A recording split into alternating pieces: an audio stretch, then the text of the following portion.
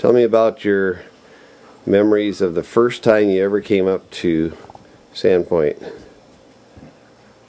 Two memorable things happened.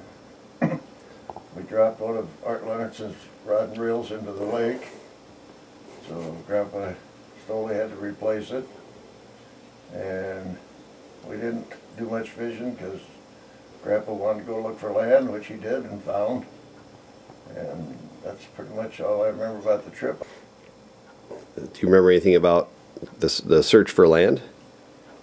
Well, other than we shorelined until we got to the area that is now our beach, and Grandpa thought he saw sand in between some of the piled up driftwood, and so he started digging around in there and saw that there was a sand beach in there, and then that was it. That's the property he wanted. And he applied for it and he got it. So you just walked from Leonardson's all the way over here? Oh, no, shorelined with the boat. Oh, you're just going along the shore with the boat? Yeah. What kind of boat did you have? I don't remember what he had back then. I think it was a Crestliner, but it was the old style. Oh no, it was metal, but all Crestliners were green at that time. You didn't get any color, no color options. I think he had about a 16, 10 or 16 Johnson. You went home, and what was the discussion at home? Do you remember that? Typical of your grandpa, there was no discussion. It was, I'm doing it. Well, I'm sure we were back that summer, but I don't think construction on the glass shack started till the following summer. And I think we came up in 48 and construction started in 49. I'm sure Grandpa did his scouting around for those windows and some cheap supplies to go into it, and trying to figure out what to do about a boat and stuff like that. But I wasn't privy to any of that, or at least I don't recall any of it. But I'm sure I wasn't privy either. Do you remember Grandma's first trip up here? What her reaction was? Well, other than originally she was quite afraid of the water because she couldn't swim. And of course the water could get quite rough, and we had a 16-foot wood boat that leaked like a sieve. And so it was always, at least the first few trips, bailing all the way up here, because wood boats dry out when they're out of the water over the winter, and then they have to sit up and soak up water to seal up before they're watertight. And I don't think that one ever got watertight. But it got better as the season went along. What kind of motor did that one have? 10-horse Mercury. And so when you say you were bailing all the way, does that mean you were ankle deep in water or hip deep, or was everything completely drenched deep?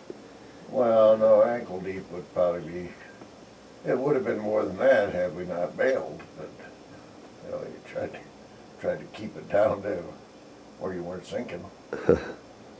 Traditionally you took a vacation in August, is that how it worked out? Right. So you were up for the whole month of August? The month of August was always Dad's vacation month, and it didn't always work out quite right, because sometimes there was no pastor available in the immediate area to swap with, because generally, like, he would cover the Nashwauk Church for his vacation, and he'd cover Hibbing for Dad's vacation or something like that. But sometimes, due to change in pastors in Nashwauk or someplace else, it just didn't work out, in which case he would have to go back on Sundays at least, and sometimes back for funerals and other problems that might come up. But usually it was the month of August. And did you come up any time besides August? Oh, we try for like Memorial Day and 4th of July. stuff like that. Okay. So, Quite often, you know, like on a Sunday or after church, Dad would say, in the car, let's go to the lake, and we'd go up and maybe come back on Monday. But that was usually, the purpose of that trip was usually to haul supplies up and get a load of something up here. where'd you land your boat? Oh, up here? Originally at the beach.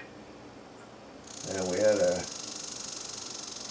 path that went directly across to the glass shack, and at first we used to get lost, you know, just going across there until we, you know, made a formal path, and then ultimately the path went out to the point and over, as it does pretty much the same route as today, just made it more gradual and more a little more open. It was thick brush back where we went through. That's why it was so easy to get lost there, because you couldn't see any, even though it's not that far. It was just that thick.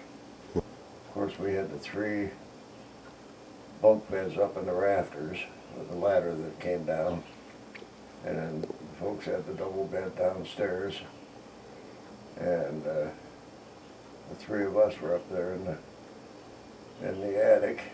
And of course, Dad's favorite stunt was, after we were all settled in, he'd say, "Oh, look at the beautiful northern lights tonight."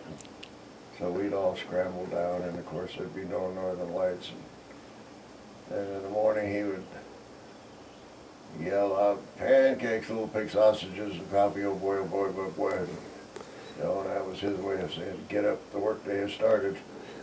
And one of the major events in the annals of Sandpoint, that was right after the glass shack was completed. We just moved in, and a big storm came up, and where it seemed like the waves were hitting the windows of the glass shack, but I'm sure it was that they were hitting against the rock, and then the spray was being carried by the heavy winds to make it seem like it was waves hitting the windows.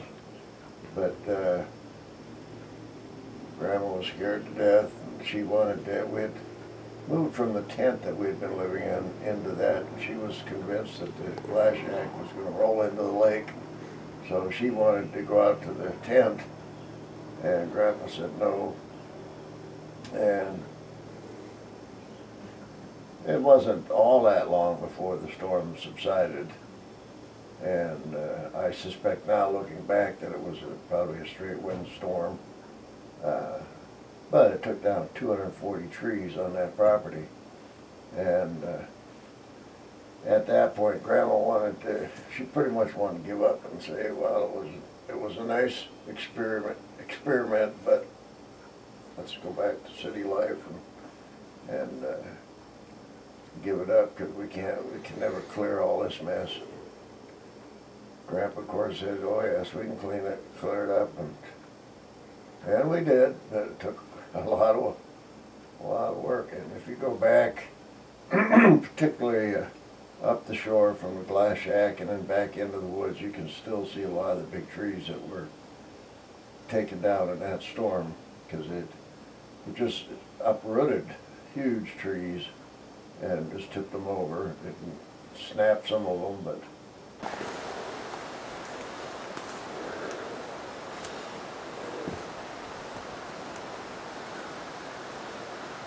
Good to see the expert at work here.